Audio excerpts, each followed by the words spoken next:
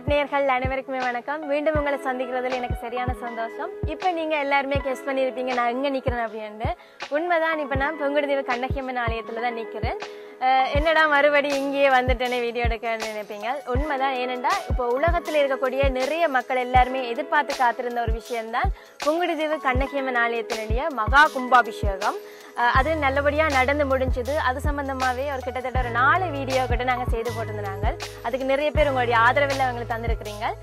அதை நீங்க பார்க்கல இன்னும் அப்படின்னா கீழே வீடியோக்களை நான் லிங்க் எல்லாம் அனுப்பி வரேன். அதை நீங்க பார்த்து எங்களுக்கு இன்னும் உங்களோட ஆதரவை தாங்க.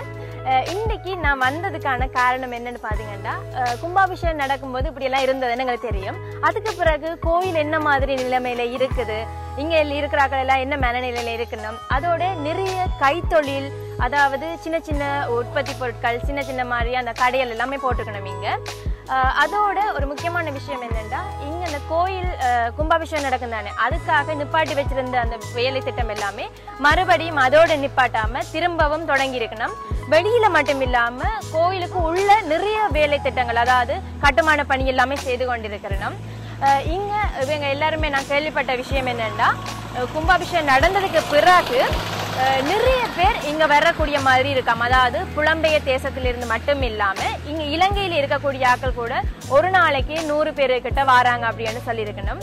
அதோட இங்க அன்னதான பணி நடைபெற்று கொண்டிருக்கிறது, வேற கட்டுமான பணி நடக்குது, வேற உற்பத்தி இதெல்லாமே நடக்குது. அப்ப நிறைய பேருடைய வாரணம் தானே, அப்ப அவையத்தையும் என்ன மாதிரின்னு கேட்போம். இப்ப நான் நிக்கிறது பாத்தீங்கன்னா, நீங்க எல்லாருமே உண்மையா தெரிஞ்சிருக்கு உங்களுக்கு. இந்த ரோட் பாத்தீங்கன்னா, இந்த கும்பாபிஷேகம் நடக்கும் போது இதால நான் நடக்க இயலாம நெரிசல் பட்டு போனது எல்லாமே எனக்கு ஞாபகம் இருக்கு. பார்த்த உங்களுக்கும் தெரியுமா நினைக்கிறேன். சரி, ஓகே. இப்ப போயிட்டு அங்க என்ன மாதிரி புத்து அங்காள பக்கம் பின்பக்கத்துல எல்லாம் என்ன மாதிரி புது புது விஷயங்கள் இருக்குது, என்ன கடை எல்லாம் இருக்குது, வேற என்ன மாதிரி பூ வியாபாரங்கள் அப்படி எல்லாம் நடக்குதா, இல்ல அவையெல்லாம் கூப்பிட்டு வச்சு கதைப்பம் இருக்கா, வாங்க இந்த மாதிரி.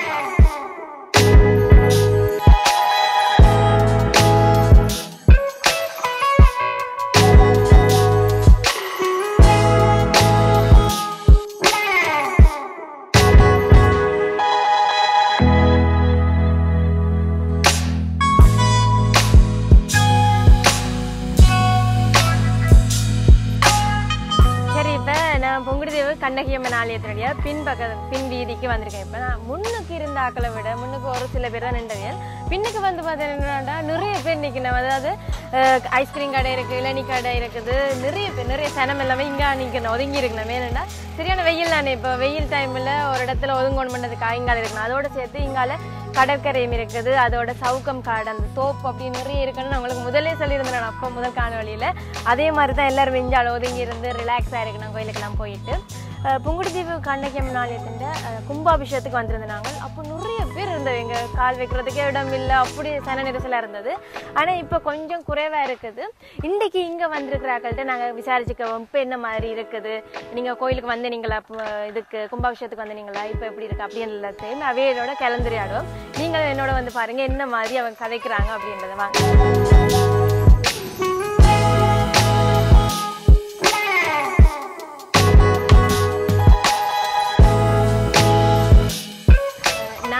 போதே இங்க நிறைய பேர் வந்து கொண்டிருக்கணும். அப்ப இங்க நிறைய கடையும் இருக்குதுன்னு சொன்னேன். அதுல கச்சாங்கடை இருக்குது, இளநீ கடை இருக்குது, இப்படி இப்படி குட்டி குட்டி கடை நிறைய இருக்குது. அப்ப இங்க வந்தாக்கள் இவ்வளவு பேர் இப்பயும் வாரணும், இன்றைக்கு வந்தாக்களை விட இப்ப கொஞ்ச நாள் இவ்வளவு பேர் வாரணும் அப்படின்றது கடையில இருக்கிற ஆக்களுக்கு தெரிஞ்சிருக்கு தானே. அப்ப கச்சாங்கடையில ஒரு அம்மா இருக்கிற அவாட்ட கேட்ட பாபம் என்ன மாதிரி உங்களை வியாபாரம் போகுது, இவ்வளவு பேர் வாரணும் என்றது எல்லாத்தையும் பத்தி கதைப்போம். வாங்க இந்த மாதிரி கதைக்கிறாங்க. வணக்கம் அம்மா. வணக்கம். உங்களோட பேர் என்ன? ராதிகா. நீங்க அம்மா பயந்துட்டா, திடீர்னு வந்து கேட்டுட்டோம் இல்லாதான் அம்மா பயந்துட்டா. சொல்லுங்கம்மா, உங்களுக்கு என்ன மாதிரி இந்த கோயிலுக்கு நிறைய பேர் வராங்களா, என்ன மாதிரி? கன பேர் வரியினம். ஆக்கள் வரியினம், நான் அதுக்கெல்லாம் போய் இங்கே வருவினம். இப்போ என்னோட ஒரு முக்கியமான ஒரு கேள்வி என்னன்னா, இப்போ பங்குடுதீவு கண்ணகியம்மன் ஆலயத்தின் கும்பாபிஷேகம் நடந்தது தானே, அதுக்கு நீங்க கடை போட்டிருந்தீங்களா? இல்ல, அதுக்கு நாங்க போடல, நாங்க பிறகுதான் போட்டோம். நாங்க என்னதுக்கு போடல? நீங்க நாங்க காசு கட்டி கடை திறக்கணுமா மட்டும் சொல்றோம். ஏன்னா கஷ்டம் கட்டையில அதெல்லாம் செய்யறதும் சின்ன தொழில். அப்ப இப்ப 6000 கட்டி ஒரு நாளுக்காக நான் வச்சிருந்துட்டேன், 6000 உழைக்கலாம், அதோட நான் போட இல்லை. சரி அம்மா, சரி, ஓகே ஓகே. ஆனா வந்தீங்களா கோயிலுக்கு? கோயிலுக்கும் வரையில. கோயிலுக்கும் வரையில. சரி அக்கா, அப்ப உங்களுக்கு தெரிஞ்சிருக்காது என்ன? பாத்துனீங்களா ஏதாவது வீடியோ எல்லாம் கோயிலுக்கு எவ்வளவு பேர் வந்திருக்கணும் அப்படின்னு ஒன்றும் பாக்கல? எங்களை வெளிநாட்டுக்காரர் வந்து கனவி அதாவது இந்த இடம் ஏரியா தாங்காது அப்படி அதுதான் ஏண்டா நாங்களும் வந்துட்டு நாங்கள் கும்பாபிஷேகத்துக்கு இவ்வளவு சனமா இருந்தது இப்ப கொஞ்சம் வெறிச்சோடி போய் இருக்கிற மாதிரி கிடக்குது. எல்லாரும் போயிட்டு தங்கட இடங்களுக்கு போனா வெறிச்சோடி போயிட்டு நீ இப்ப ஆக்கள் வரையின நாங்க கொண்டு வந்து வச்சுக்கிறோம் சும்மா வியாபாரத்தை பாப்போம். வந்து எவ்வளவு நல்லா போட்டுருக்கீங்க? நாங்க இப்ப 2 மாதமா போட்டிருக்கோம். 2 மாதமா வந்து கொண்டு இருக்கணுமா? சனம் வெளிநாட்டு சீசன். அதை விட இந்த யாழ்ப்பாணத்துல இருந்து அங்கால பவுனியா மன்னார் கிளிநொச்சி எல்லா இடத்துலயும் இருந்து சனம் பெறுது வந்து கொண்டே. சரி, உங்களுக்கு வியாபாரம் எல்லாம் என்ன மாதிரி போகுது? எங்களுக்கு நாளாந்தான் சாப்பாட்டுக்கு காணும் பாருது.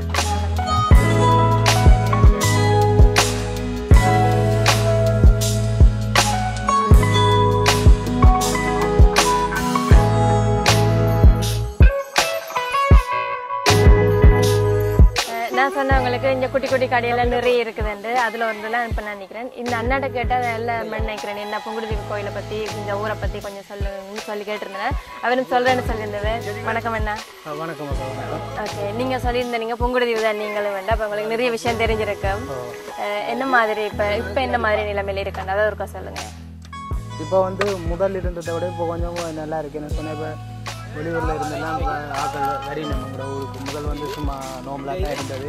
இப்போ 500 தூணோட பிரம்மாண்டமாக கட்டியிருக்கு. அதே இப்போ கோயிலில் மண்டலாபிஷேகம் நடக்கின்ற சம்பவமே நிறைய பேருக்கு தெரியாது. ஜனங்கள் வந்து இப்போ டூர் பார்க்க வர மாதிரி இப்போ நயனாதேவி எப்படி வந்து பார்க்க வரணுமோ அப்படி தான் இப்போ ஜனங்கள் வந்து பார்க்கணும். அதை விட இப்போ நயனாதேவிக்கு போயிட்டு வர ஜனங்கள்லாம் கூடுதலாக எங்களோட கோயிலுக்கு பின்னேற கையில் வந்து வரதால் இந்த பின்னேரம் 3 மணிக்கு பிறகு 3 மணிலேருந்து பின்னேரம் 6 மணி மட்டும் சனமாக தான் இருக்கும் கோயிலில் ஒவ்வொரு நாள். இப்போ கும்பாபிஷேகத்துக்கு வந்துருந்தீங்களா நீங்கள்? கும்பாபிஷேகம் வந்தாங்க. அப்போ பார்த்தீங்கன்னா தெரிஞ்சுக்கும் இவ்வளோ சனம் நிற்கவே இடம் இல்லாம அப்படி இருந்த சனம் இப்போ கொஞ்சம் பேர் தான் நிற்கணும். அப்படி வரிச்சோடி போடுங்க அப்படி இல்லை, வரிச்சோடி பண்ணவே இல்லை. இப்போ நீங்கள் பின்னேரங்களை எங்களோட சைவ கோயிலில் வந்து வெள்ளி செவ்வாய் தினங்கள்லாம் கொஞ்சம் விசேஷமாக இருக்கும். வெள்ளி செவ்வாய் நாள்களில் வந்து பார்த்தா இந்த கோயிலில் இந்த நாள் சனமாக தான் இருக்கும். காலமில் இருந்து விடியிலேருந்து பின்னேரம் 6-7 மணி மட்டும் சனமாக தான் இருக்கும். நாங்கள் ஒரு நாள் நிற்கிறபடியா எங்களுக்கு நின்று பார்க்குறபடியெல்லாம் எங்களுக்கு தெரியும். வரிச்சோடி போன மேலே நல்ல சனம் வந்து கொண்டே இருக்கு தொடர்ந்து. அப்போ இந்த கும்பாபிஷேகம் நடந்ததுக்கு பிறகு தான் இப்படியா? இல்லை கும்பாபிஷேகம் நடந்த அப்புறம் இப்போ சனம் கொஞ்சம் கூடுதலாக வருது. அதுக்கு முதல் கண்ணையம்மன் வந்து இதுக்கண்டு கொஞ்சம் ஒரு குறிப்பிட்ட இந்த பொங்குடின்னு சொன்னால் பொங்குடி ஜனங்களுக்கும் மற்ற பொங்குடியிலேருந்து புலம்பெயர்ந்து போய் எங்கெங்கே இருக்கணுமோ அவைகளுக்கு தான் தெரிஞ்சிருக்கும். இப்போ அப்படி இல்லை, இப்போ கொஞ்சம் உலகம் ஃபுல்லாக ஓரளவு எங்களோட கோயிலிட்ட புகழ். இப்போ வந்து முதல் இந்த எங்களோட கோயில் வளாகத்தில் வந்து ஒரு கடை ஒன்றுமே இல்லை. இங்கேருந்து சாமான் வாங்கணும்னா அங்கே சந்திக்கு தான் போய் வாங்கணும். இப்போ வந்து இங்கே இந்த இப்படி சின்ன சின்ன கச்சான் கடைகள் மற்ற இந்த ஐஸ்கிரீம் வாகனம் எந்த நாளும் ஒவ்வொரு நாளும் வருது.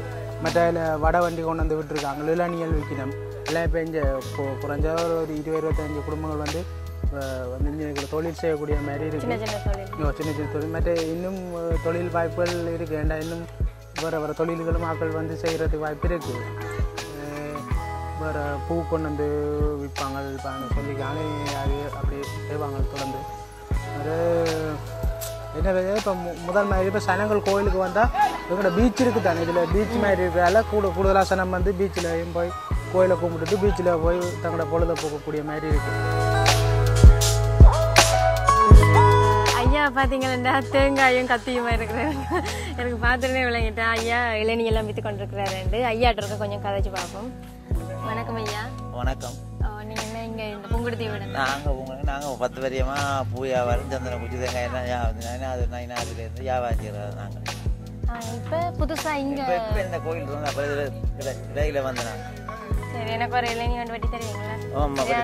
ஆமாம், எனக்கு இந்த வெயில் தானே. சரி சரி தரலாம். சரி, பச்சை இல்லை எனக்கு இந்தாங்க இதில் விடுத்தா.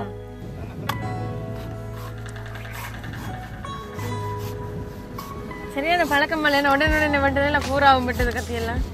கத்தியும் கூறுதான் ஒரு சொட்டு இளநீரையும் வேஸ்ட் ஆக்கக்கூடாது. ஆமாம்.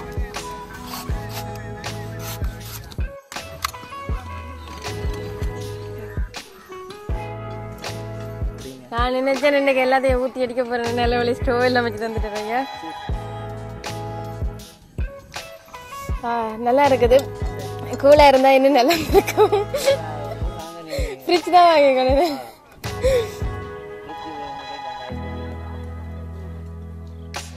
முடி வயிறு போய் ஃபுல் ஆயிட்டுது.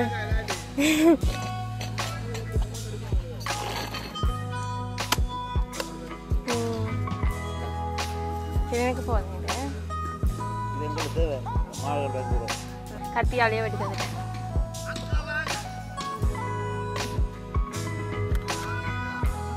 இது அந்த பனங்குழங்கோட சாப்பிட நல்லா இருக்குமா? வெடி அது ரெண்டு சாப்பிட நல்லா இருக்கும். நீங்க சாப்பிடுங்க கொஞ்சம்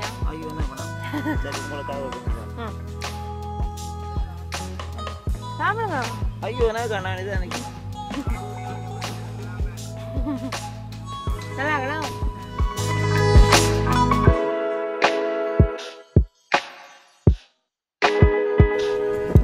பின்னுக்கு பார்த்தா உங்களுக்கு தெரியும் பங்குடுதீவு கண்ணகி அம்மன் அந்த இது இருக்கல அந்த தீர்த்தக்கேணி இங்கே இருக்கல. நான் அங்கே போய் காட்டியிருந்தேன் அந்த காணொலியில். அதுக்கு முன்னுக்கு தான் இப்போ நான் இருக்கிறேன் பாருங்க.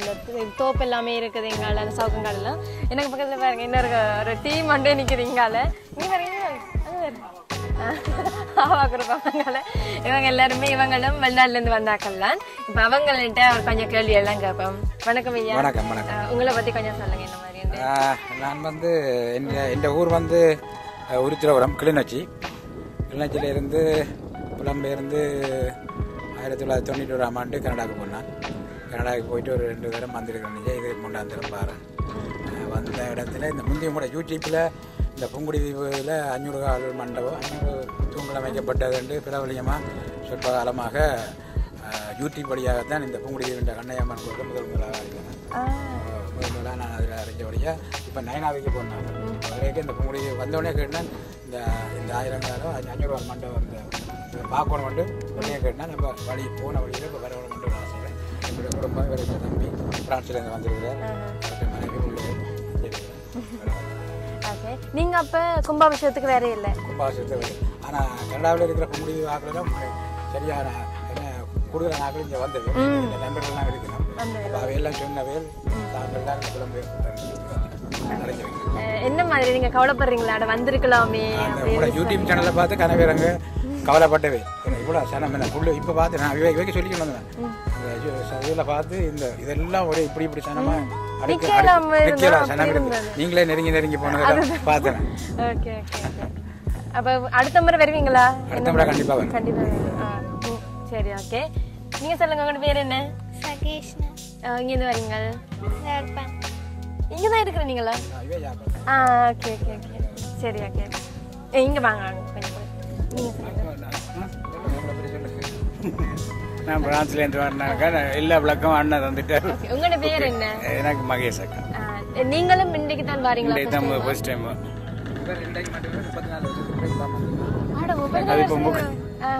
சரி ஓகே. இப்போ நான் உங்கள்கிட்ட கேட்குறேன். இப்போ நீங்கள் வந்திருக்கீங்கன்னா வெளிநாட்டிலேருந்து வந்து எங்கெங்கெல்லாம் போயிருக்கிறீங்க? இப்போ நீங்கள் பார்க்கணும் மட்டும் நிறைய இடமெல்லாம் சூஸ் பண்ணி வச்சுருப்பீங்க. நிறைய கிழமை இங்கே போயிட்டு இங்கெல்லாம் போகணும் அப்படின்னு நினச்சிட்டு வந்துருப்பீங்க. எங்கே போனீங்க? நாங்கள் முதலாவது நயனாதீவும், இது 2வது கண்ணகம்மன்.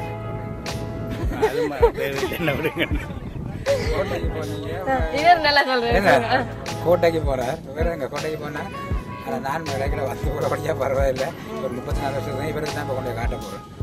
ஒரு இடங்கள் எங்கட ஊருக்குள்ள வன்னிக்கு போகணும். நாங்கள் பிறந்தோம் தான் வன்னி. அப்போ அந்த இடத்துக்கு போகணும். மற்றது முல்லைத்தீவு போகணும். இடங்கள் இருக்கு. எங்கண்ட முதல் நாங்க பிறந்த இடங்கள் எங்களுக்கு தெரிஞ்ச இடங்களை தான் முதல் பார்க்கணும். சரி பிள்ளைகளே வரைக்கும் அங்கிருந்து வந்தவே நாங்கள் வந்து இடங்கள் பார்க்கணும். அப்பா அம்மா பிறந்த இடத்த பார்க்கணும். அப்போ அதுக்கு ஒரு ஆசைதானே எங்களுக்கு அது இருக்காத வேகம் ஆசை. சரி ஓகே. நீங்க என்ன சாப்பாடு எல்லாம் இப்ப விரும்பி சாப்பிடுறீங்க? நீங்க வந்து மிஸ் பண்ணீங்க நிறைய வந்து கூழ் குடிச்சோம். ஓகே. ஒடியக்கூழ பொரியல் குடிச்சோம். இது என்ன பனங்காய் பணியாரம் அப்படியான சாப்பாடுலாம் இப்போ நடந்துட்டு இருக்கு.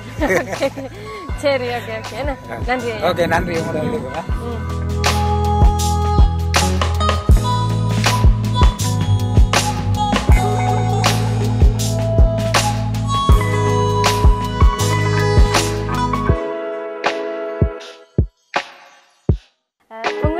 கோயிலை மட்டும் பார்க்கறது முக்கியம் இல்லை, அதோட சேர்த்து புங்குடுதீவு ஊரையும் நாங்கள் பார்க்கறது உண்மையாக முக்கியமான ஒரு விஷயமா இருக்குது. நாங்கள் கும்பாபிஷேகத்துக்கு முதல் வரும்போது இருந்தது இப்படி இருந்தது. ஒரு கொஞ்சம் என்ன சொல்கிறேன் நான் என்ன மாதிரி உண்மையாக இருந்ததுன்னா, மதில் எல்லாமே ஒரு மாதிரி உடைஞ்ச மாதிரி, வீடெல்லாம் பார்க்க உடைஞ்ச மாதிரி, அந்த ஓடெல்லாம் ஒரு மாதிரி அப்படி தான் இருந்தது. காணிகள் பத்தியல் அப்படி தான் இருந்தது. ஆனா இப்போ வந்து பார்க்கும்போது பாருங்க இந்த இதுக்கு பிறகு கும்பாபிஷேகத்துக்கு பிறகு பார்த்தா எல்லா மதிலையும் பெயிண்ட் அடிச்சு நல்ல வடிவா கலர்ஃபுல்லா இருக்குது. எல்லா வீடுகள் எல்லாம் வீடுகளுக்கும் பெயிண்ட் அடிச்சு இந்த காணி எல்லாம் துப்புரவாக்கி வீடு கட்டுறதுக்கான ஏற்பாடெல்லாம் செய்திருக்கேன். ஏன்டா கும்பாபிஷேகத்துக்கு வந்திருப்பேன் நான் நிறைய பேர், அது வெளிநாட்டுலேருந்து வந்தவியல் அவையெல்லாம் பார்த்துட்டு எங்கண்ட வீட்டையும் நாங்கள் இங்கே தானே பிறந்து வளர்ந்து நாங்கள் எங்கண்ட இடத்தையும் நாங்கள் வடிவாக வச்சிருக்கணும், இங்கே நாங்கள் வீடு கட்டணும் அப்படின்னு நினைச்சிருப்போம் நம்மளோடக்கு. அதால தான் கட்டுமான பணியும் நடந்து கொண்டு இருக்குது. அதாவது கல்லெல்லாம் குமிச்சிட்டு இருக்கு நம்ம அதெல்லாம் ஏன்டா வீடு கட்டுறதுக்கு தான் போல நடக்குது. அதோட மதில் கல் எல்லாம் பாருங்க எவ்வளோ வடிவாக இருக்குதுங்க, பட்டர்ஃப்ளை எல்லாம் இருக்குது நிறைய வண்ணத்தை வச்சு எல்லாம் அதெல்லாம் வழியாக செய்திருக்கணும். இப்போ நான் நினைக்கிறேன் என்னென்னா இப்போ ஆச்சரியப்படுறதுக்கு ஒன்றும் இல்லை. இப்போ 1 வருஷம் 2 வருஷத்தால் இங்கே எல்லாம் பெரிய மேல்மாடி வீடெல்லாம் பெறதுக்கு வாய்ப்பு இருக்குது, இல்லைன்னு சொல்லல, அது மறக்கலாது. உண்மையாக கோயில் மட்டும் இல்லாமல் ஊரும் அவ்வளோத்துக்கு பெரிய அளவில் இப்போ மாற்றம் அடைஞ்சிருக்குது. வருங்காலத்தில் புங்குடுதீவும் பெரிய ஒரு இடமா வருமென்று நான் எதிர்பார்க்குறேன், நீங்களும் எதிர்பார்ப்பீங்கன்னு நினைக்கிறேன். சரி, இப்போ கோயிலையும் பார்த்துட்டோம், ஊரையும் பார்த்துட்டோம். அதால நான் இந்த காணொலியை மன நிறைவோட நிறைவு செய்யலாம்னு நினைக்கிறேன். மற்றும் ஒரு வித்தியாசமான ஒரு புது காணொலியில் உங்களை சந்திக்கும் வரை உங்களிடமிருந்து விடைபெற்று செல்லும் நான் உங்கள் வயசு.